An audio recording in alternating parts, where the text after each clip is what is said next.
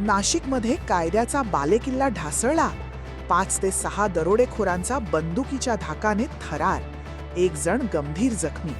राज्यभरात ज्या नाशिक जिल्ह्याचा कायद्याचा बालेकिल्ला म्हणून बोलबाला केला जातो, त्याच नाशिकमध्ये आता गुन्हेगारांनी पुन्हा एकदा डोके वर काढल्याचे धक्कादायक चित्र समोर आले आहे.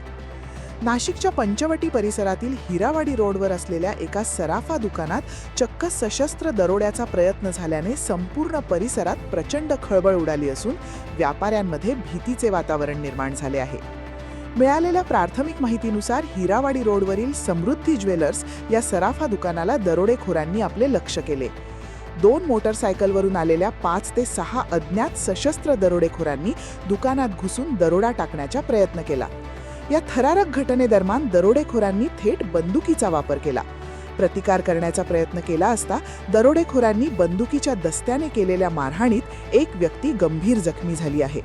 जखमी व्यक्तीवर सध्या रुग्णालयात उपचार सुरू आहेत. घटनेची माहिती मिळताच नाशिकचे वरिष्ठ पोलीस अधिकारी आपल्या मोठ्या फौजफाट्यासह तात्काळ घटनास्थळी दाखल झाले आहेत. गुन्हेगारांचा माग काढण्यासाठी न्यायवैद्यक प्रयोगशाळेच्या पथकालाही पाचारण करण्यात आले असून घटनास्थळावरून वैज्ञानिक पुरावे गोळा करण्याचे काम युद्धपातळीवर सुरू आहे. दरोडेखोरांचा शोध घेण्यासाठी पोलिसांची वेगवेगळी पथके रवाना करण्यात आली आहेत.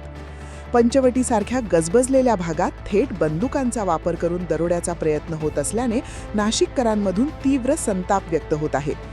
नाशिकचा कायद्याचा बालेकिल्ला ढासळला आहे का, असा संतप्त सवाल आता नागरिक आणि व्यापारी विचारत आहेत.